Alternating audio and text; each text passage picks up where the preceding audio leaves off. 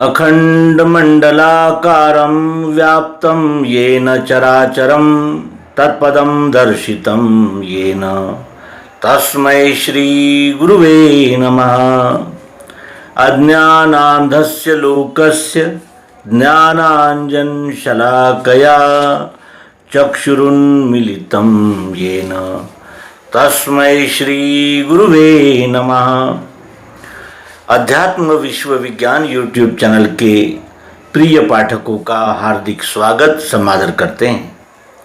मित्रों, सर्वांग योग मालिका के अंतिम चरण में 8वें अध्याय, इस सर्वांग योग के द्वारा हम अनेक प्रकार के मत, मतांतर, पंथ, संप्रदाय, अंधविश्वास, अंधानुकरण, इनके जंजाल से मुक्त हो गए हैं।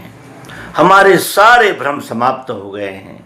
हम पहले मानते थे कि और कहीं ईश्वर है और वो पूजा, उपासना, तीर्थ, व्रत, नेम, ग्रंथ, इनसे प्रसन्न होता है। दान, धर्म, जिसे हम विभिन्न प्रकार के यज्ञ, याग कहते हैं, उनसे वो प्रसन्न होता है। ऐसा जो हम मानते थे उसका निराकरण हो गया। अब हमारे संपूर्ण ध्यान में आया कि ये विश्व ही परमात्मा है, ये विश्व से बाहर कहीं नहीं है, न विश्व के अंदर है। ये विश्व ही परमात्मा है जो स्वयंभू है, स्वयं संचालित है, स्वयं निर्मित है, जिसके कानून कोई तोड़ नहीं सकता, उसको कोई रिश्वत नहीं दे सकता, उसको बरगला नहीं सकता, अपनी शर्तें उस पर थोप नहीं सकता। वो जैसा है वैसा ही रहता है और उसके ही नियम के अनुसार हमें जीवन जीना होगा। दूसरा कोई मार्ग ही नहीं है। और परमात्मा कण कण में व्यापक है, ये अब हम जानते हैं। अब हम जानते हैं कि शब्द, स्पर्श, रूप, रस, गंध, सतोगुण, रजोगुण, तमोगुण, ये यच्चावत विश्व में एक एक कण में अखंड, अनुस्यूत, अटल उपस्थित है। फिर हम ये भी जानते हैं कि जैसा प्रियत्व इस ढेले में है खाने का, वैसा ही प्रियत्व यहाँ देखने का है, यहाँ चखने का है, यहाँ सांस लेने का है, यहाँ पहनने का है। अनेक प्रकार है उसके। लेकिन चाहत, जरूरत, प्रियत्व से एक कण भी रिक्त नहीं है और ये कभी बदलता भी नहीं। इस ढेले के कितने ही टुकड़े टुकड़े कर दिए जाए, लेकिन इसमें की मिठास समाप्त होती ही नहीं। इस चश्मे के लाखों टुकड़े हम कर देंगे, लेकिन जो प्लास्टिक का व्यापारी है वो इसे अवश्य ही ले जाएगा और फिर रिसाइकल करेगा। यहाँ कुछ भी व्यर्थ नहीं है, सब कुछ प्रिय है और वो प्रिय है, वो दिखता है और दिखता है तो कैसे? अस्तित्व के रूप में है। यहाँ अस्तित्व में है वो वस्तु प्रिय है और यहाँ अस्तित्व में है नहीं, ऐसी वस्तु ही इस विश्व में नहीं है। ये अन्योन्याश्रित संबंध हमारे ध्यान में आते ही अब हमारे ध्यान में ये आता है कि अब ईश्वर तो हमने देख लिया, जो सर्वव्यापी है, सर्वत्र है, कुटस्थ है, अक्षर रूप है, जिससे ये सारे आकार प्रकार दृष्टि में आ रहे हैं। परमात्मा नहीं है, ऐसी वस्तु ही यहाँ नहीं है। ये भी अब हम जानते हैं। तो अब हम करें क्या? परमात्मा को तो हमने देख लिया, जान लिया। अब इस परमात्मा को देखे हुए, जाने हुए को हम क्या करें और किस तरह इससे व्यवहार करें, ये प्रश्न अब उपस्थित होता है। और इसी प्रश्न का उत्तर सर्वांग योग के 8वें अध्याय में सद्गुरु कृपा से हमें प्राप्त होता है। लोग कहते हैं परमात्मा की भक्ति करनी चाहिए, परमात्मा की भक्ति करने पर वो प्रसन्न होता है और वरदान देता है। तो परमात्मा प्रसन्न होकर कौन सा वरदान देता है? क्या करता है वो? क्या हमें ऐसी अलभ्य चीज़ देता है या कोई हमारे जो मनोनुकूल जो कामनाएं हैं उसकी पूर्ति करता है? परमात्मा करता क्या है? किस लिए उसकी भक्ति करनी चाहिए? तो जब इस प्रश्न की ओर हम गंभीरतापूर्वक और यानी जिसे कहते हैं कि अंतर्मुख होकर देखते हैं, तो हमारे ध्यान में आता है कि ये जीव तृप्ति के लिए भटक रहा है, समाधान के लिए छटपटा रहा है, वो समाधान ही इसे नहीं मिलता। लाखों भोग ऐश्वर्य, अनेक प्रकार के मान सम्मान, सब कुछ उपलब्ध होने के बाद भी ये इस जीव की जो तलमलाहट है वो समाप्त होती ही नहीं। क्यों नहीं होती? इसे क्यों नहीं शांति मिलती? तो इसका महत्वपूर्ण कारण है कि ये अपने को इस विश्व से अलग मान रहा है, और वो अलगाव की भावना ही सर्वांग योग दिव्य दृष्टि को प्राप्त करते ही समाप्त हो जाती है। अब किसका शोषण करें, क्यों करें? क्योंकि यहाँ तो जैसे इस हाथ को अगर वेदना होती है तो मेरे संपूर्ण शरीर में वेदनाएं होती है, उसी प्रकार यहाँ तो हमसे कुछ अलग है ही नहीं। जब हमसे अलग ही नहीं है, तो जब हम हमारे कर्म का ही यानी प्रतिफल, कर्म का ही प्रतिध्वनि फिर लौट कर आना है, तो फिर हम ऐसे कौन से कर्म करें जिससे हम भी तृप्त हो और ये हमारे सहित चराचर विश्व के रूप में दिखने वाला परमात्मा भी प्रसन्न हो? और परमात्मा को प्रसन्न करना ही भक्ति है। तो अब हमें कल्पना के परमात्मा से छुटकारा मिल गया, हमारे भ्रम समाप्त हो गए, और हम अभी ये जानने लगे हैं कि विश्व रूप ही परमात्मा है। ये जानने के पश्चात फिर क्या होता है और किस तरह उस परमात्मा की भक्ति की जाती है, इसका दिग्दर्शन इस अध्याय में हमें प्राप्त होता है। सद्गुरु कहते हैं, पश्चात बीज भक्ति का अनन्य बढ़ने लगे, अकर्म रूप से दिखे विश्व में वो सदैव ही। ये पराभक्ति है श्रेष्ठ, मुक्तों का निज धाम है, संपूर्ण वृत्तियों का है एक ही लय स्थान ये। इसी में स्थित होने से रस एक कंप वो, हुआ मदरूप ही जानो जन्म मृत्यु उसे नहीं। सर्वांग योग ये स्थाई, बीज है दिव्य चक्षु का, इसे जो पाठ में लेवे चित्त से निज कर्म में। यदृच्छा से योग क्षेम होवेगा उसका सदा, अंत में पद सो पावे वेदों में श्रेष्ठ जो कहा। अध्याय 8 में श्लोक 9 और 50 है, 8, 80, 1800 अक्षरों में रचाई से मायानंद ने अपना निज रूप लखा दिया। ये जहाँ स्थिर हो जावे वही सद्गुरु स्थान है। इस प्रकार सर्वांग योग का अनन्य भक्ति योग नामक 8वां अंतिम अध्याय हम अब जानेंगे, समझेंगे और उसके अनुकूल, उसके अनुरूप अपने जीवन को ढालेंगे और भक्ति का यानी जिसे कहते हैं कि अखंड सुख का स्थान प्राप्त करेंगे। हम भी तृप्त होंगे और अपनी सेवा और भक्ति के द्वारा, अनन्य भक्ति के द्वारा हम इस विश्व रूप को प्रसन्न कर लेंगे, जिसकी प्रसन्नता से हमें स्थायी शांति और अखंडित आनंद की प्राप्ति होगी। पश्चात बीज भक्ति का अनन्य बढ़ने लगे। पश्चात किसके पश्चात? क्षर अक्षर, सगुण निर्गुण, इन दोनों भावनाओं का लय जब हम नाम में करते हैं तब उसके पश्चात, जब तक हम सगुण साकार में अटके होते हैं, निर्गुण निराकार में अटके होते हैं, तब तक वाद प्रतिवाद, मत पंथ संप्रदाय, दंगे और अनेक प्रकार के द्वैत भाव, अनेक प्रकार के विभत्स हमारे सांप्रदायिक कृत्य, कट्टरता, ये कितना व्यापक ऐसा हाहाकार जो चल रहा है, ये कब तक रहता है? जब तक हम सगुण निर्गुण, साकार निराकार, दृश्य अदृश्य, व्यक्त अव्यक्त इस द्वंद्व में फंसे रहते हैं तब तक। लेकिन अब हम जानते हैं कि शब्द स्पर्श रूप रसगंध, सतोगुण रजोगुण तमोगुण, ये सगुण साकार भाव है। उसमें व्याप्त चाहत जरूरत प्रियत्व रूप मिठास, ये निर्गुण भाव है। और ये दोनों भाव अलग हो ही नहीं सकते, और ये दोनों मिलकर ही तो वस्तु बनी है, और वस्तु का नाम रखते ही ये दोनों भावनाओं का उसमें लय हो जाता है। इसके पश्चात बीज भक्ति का अनन्य बढ़ने लगे, फिर हम अनन्य हो गए। अब हम वस्तु से अलग नहीं है, वस्तु में ही हम हैं, या ये कहें कि मैं ही संपूर्ण विश्व हूँ, मैं ही विश्व हूँ। कैसे?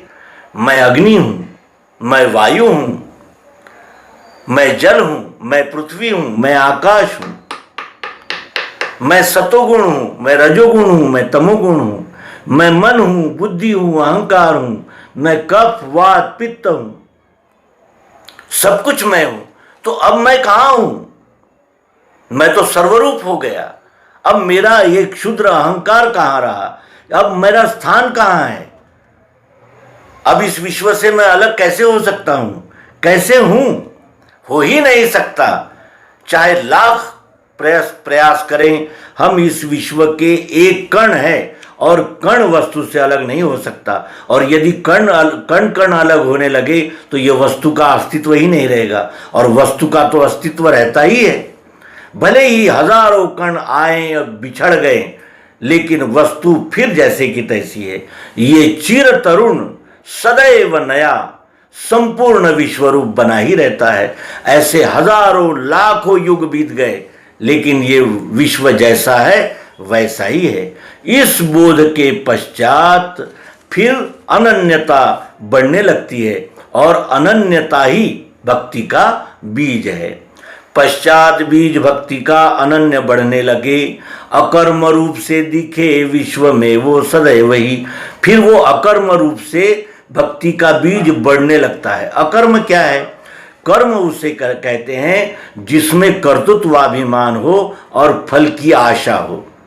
अब हम जानते हैं कि हम तो कुछ करते ही नहीं, जो कुछ भी हो रहा है वो ये तीन गुण ही करते हैं। न हमने पृथ्वी जल अग्नि वायु आकाश इन पंच महाभूतों को बनाया, न बना सकते हैं। इन्हीं के अनुकूल हमें अपना जीवन चलाना होता है, और ये जो चाह जरूरत प्रियत्व रूप मिठास है, वो जैसे यहाँ है वैसे ही यहाँ है, सर्वोर वैसे ही है। और ये जानने पर फिर ये भक्ति का बीज अनन्य बढ़ने लगता है। अकर्म रूप से दिखे विश्व में वो सदैव ही। ये सारी सृष्टि में रहे हुए जीव जंतु पेड़ पौधों से लेकर सब कुछ अकर्म रूप से कार्य कर रहे हैं। अकर्म रूप से दिखे विश्व में वो सदैव ही। ये पराभक्ति है श्रेष्ठ, ये श्रेष्ठ पराभक्ति है। भक्ति दो प्रकार की है, एक श्रेष्ठ भक्ति और एक गौणी भक्ति। गौणी भक्ति में मैं अलग हूँ और ये विश्व अलग है, ये अज्ञान कायम रहता है। और श्रेष्ठ भक्ति में मैं ही संपूर्ण विश्व हूँ, इस विश्व से न मैं अलग हूँ न हो सकता हूँ। इस प्रकार का, यानी जिसे कहते हैं कि अनन्य बोध जब होने लगता है, तो फिर जो भक्ति होने लगती है वो श्रेष्ठ भक्ति है। और यही पराभक्ति है श्रेष्ठ। मुक्तों का निजधाम है, जो मुक्त हो गए हैं उनका निजधाम यही है, यही भक्ति उनका निजधाम है। जो मुक्त हो गए हैं, मुक्त का आशय क्या है? वो सभी संशयों भ्रमों अंधविश्वास अंधानुकरणों से मुक्त हो गए हैं, अज्ञान से मुक्त हो गए हैं। और जो अज्ञान से मुक्त हो जाता है वही तो सत्य मुक्तता है। क्योंकि मुक्त होना किससे है? क्योंकि ये इस विश्व में जीव तो आते ही रहेंगे जाते ही रहेंगे, इससे तो कोई मुक्त हो नहीं सकता। हाँ, अपनी क्षुद्र वासनाओं से मुक्त हो सकते हैं, और जो क्षुद्र वासनाओं से मुक्त हो गया उसको जन्म लेने का कोई कारण ही नहीं रहता। जानत तुम ही हो जाई, वो विश्वरूप बन जाते हैं। इस प्रकार का अनन्यता का हमें अनुभव आने लगा है। तो ये पराभक्ति है श्रेष्ठ, मुक्तों का निज धाम है, संपूर्ण वृत्तियों का है एक ही लय स्थान है। जितनी भी वृत्तियां उठती है उस सब का लय स्थान क्या है? ये विश्वरूप परमात्मा ही तो है। सारी वृत्तियां इसी में उठती है, इसी में पनपती है और इसी में विलीन हो जाती है। जैसे सागर में उठने वाली लहरें सागर से ही निर्मित होती है, सागर में ही उठती है और फिर सागर में ही विलीन हो जाती है। इस प्रकार संपूर्ण वृत्तियों का है एक ही लय स्थान ये, इसी में स्थित होने से रस एक अकंप हो, और इसी बोध में जब स्थित हो जाते हैं तो फिर अकंप यानी चलायमान वृत्ति से नहीं तो अकंप, क्योंकि अब चलायमान होने के लिए द्वैत भाव रहा ही नहीं। इसीलिए संपूर्ण वृत्तियों का है एक ही लय स्थान ये, और इसी में स्थित होने से रस एक अकंप हो। इसी विश्वरूप परमात्मा में स्थित हमारी सारी वृत्तियां स्थिर हो जाने पर हमें एक अकंप रस का आनंद मिलता है, एक अकंप रस का अनुभव मिलता है, क्योंकि अब द्वैत है ही नहीं, दो है ही नहीं। और इस प्रकार हुआ मदरूप ही जानो जन्म मृत्यु से नहीं, फिर वो विश्वरूप ही हो जाता है, मदरूप ही हो जाता है, क्योंकि अब वो किसका शोषण करेगा, किससे झूठ करेगा, किसका अहित करेगा, किससे उसे क्या लेना है, क्योंकि अब तो वो जानता है कि ये मेरा ही स्वरूप है, नहीं मैं ही संपूर्ण विश्व हूँ। इस प्रकार इसका अद्वैत भूमिका में स्थिरीकरण होते ही फिर वो मद्रूप ही हो जाता है, यानी वो विश्वरूप ही हो जाता है। हुआ मद्रूप ही जानो जन्म मृत्यु से नहीं, क्योंकि अब इस विश्व से अलग हमारी कोई वासना ही नहीं है। अब वासना यही है कि इस विश्वरूप परमात्मा की अपने अपने वर्ण कर्मों के द्वारा सेवा करें। वर्ण चार ही है, ज्ञान विज्ञान लेना और देना, न्याय रक्षा करना और कराना, व्यापार गोपालन करना और कराना, और श्रम शरीर श्रम से इस विश्वरूप परमात्मा की सेवा करना। ये चार ही वर्ण है, चार प्रकार की सेवा है जो ब्राह्मण क्षत्रिय वैश्य शूद्र इन नामों से पहचाने जाते हैं। लेकिन जैसे हमने अपने अंधश्रद्धा में पाल लिया था कि ये चारों वर्ण अलग अलग है, अलग अलग इनके कार्य है, तो ऐसा नहीं है। ये शरीर का जो भाग है वो क्या है, ज्ञान विज्ञान का विभाग है। क्या वो शरीर से अलग है? ये आंखें क्या शरीर के लिए नहीं देखती? ये मस्तिष्क क्या संपूर्ण के लिए नहीं सोचता? ये हाथ जो हमारी रक्षा करते हैं, तो क्या ये हाथ केवल अपने आप के लिए ही रक्षा के लिए उठते हैं? कोई अगर आक्रमण करता है तो क्या ये संपूर्ण शरीर के लिए कार्य नहीं करते?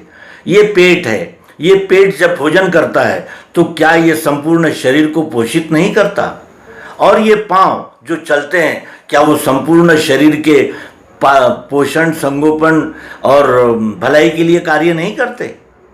ये चारों वर्ण एक ही शरीर के जैसे अंग है, वैसे ही एक ही विश्व के ये चारों वर्ण अंग है, और ये अनन्यता पूर्वक अपने अपने वर्णों से इस विश्वरूप परमात्मा की सेवा करना, अनन्यता पूर्वक सेवा करना, यही भक्ति है।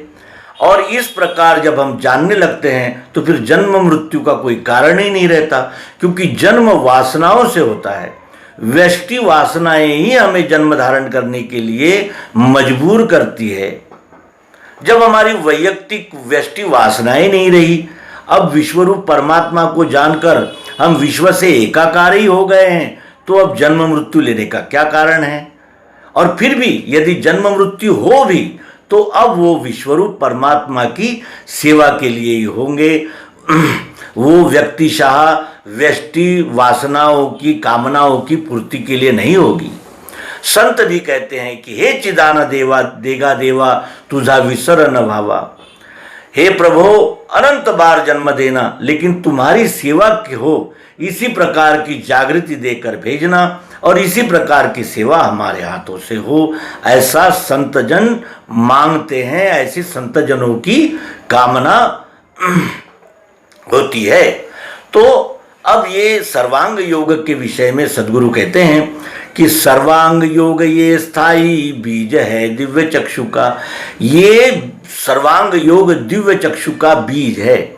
चक्षु कहते हैं आंखों को, और दिव्य कहते हैं वो समग्र रूप से देखने के दृष्टिकोण को।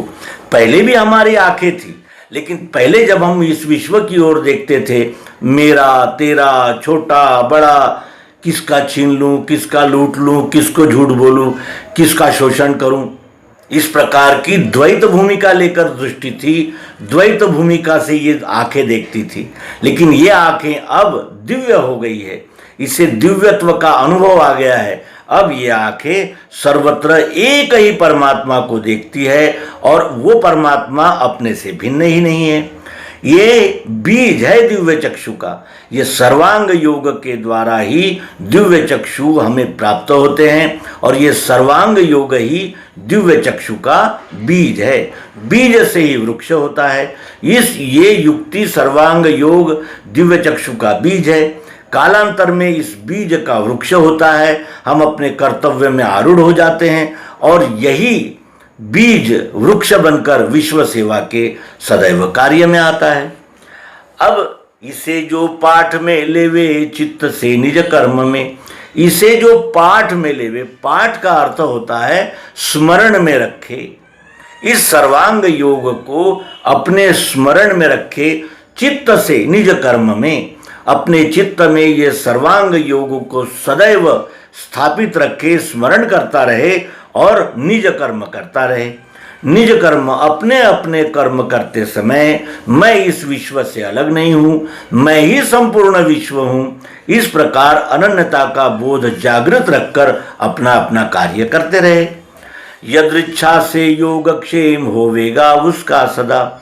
यदि हम इस विश्वरूप परमात्मा की अनन्य भावना से सेवा करेंगे तो यदृच्छा से योगक्षेम होगा सदा।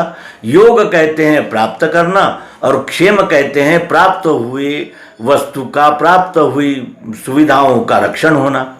तो अब हम विश्वरूप परमात्मा की सेवा में रत हो गए तो विश्वरूप परमात्मा भी आप ही आप हमारा योगक्षेम सदैव करता ही रहता है और ये हमारा अनुभव है।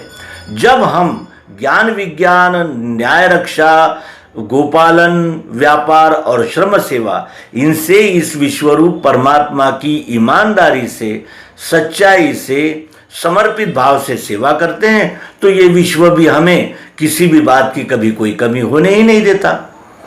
यहाँ इसीलिए भगवान श्री मायानंद जी कहते हैं कि यदृच्छा से योगक्षेम होवेगा उसका सदा, और अंत में पद सो पावे वेदों में श्रेष्ठ जो कहा। अंत में वेदों में श्रेष्ठ कहा हुआ पद प्राप्त करता है। तो अंत में पद सो पावे, वेदों में श्रेष्ठ जो कहा, तो वेदों ने श्रेष्ठ पद किसे कहा है? वेदों ने सर्वश्रेष्ठ पद कहा है, सर्वम खलविदम ब्रह्म। ब्रह्म को जानकर ये जीव ब्रह्ममय ब्रह्म ही हो जाता है, ये वेदों की घोषणा है। और वो वेदों का श्रेष्ठ पद ये अंत में हमें प्राप्त हो जाता है। अध्याय 8 में श्लोक 9 और 50 है। 8, 80, 1800 अक्षरों में रचाई से मायानंद जी ने ये इन 2 चरणों में इस सर्वांग योग की निर्मिति प्रक्रिया को उजागर किया है। क्यों? क्योंकि अब इसमें मिलावट नहीं हो सकती। जैसे भागवत, छोटा सा भागवत आज लाखों श्लोकों में उपलब्ध है, उसमें जो भी आया उसने अपने अपने तरीके से मिलावट कर ली। और इसके अच्छे उदाहरण हमें पता है। इतना अंधविश्वास और इतनी अनर्गल बातें हमारे शास्त्रों में घुसेड़ दी गई है कि अब वो बात का बतंगड़ बन गया है और अब हम वानर जाति को बंदर कहने लगे हैं और पता नहीं क्या क्या अंधविश्वास और कितने प्रकार की अपलाप पाल रखे हैं। ये सब क्यों हुआ? क्योंकि जो भी आया उसने अपने मत मिलाते चले गए और ये आखिर मत वालों ने इतने मत मिला दिए कि अब उन मतों में से सत्य खोजने के लिए हमें दृष्टि ही नहीं बची। और ये सद्गुरु युक्ति है। ये सद्गुरु युक्ति प्राप्त होने पर ही मत वालों के मतांतर दिखने लगते हैं, ध्यान में आते हैं।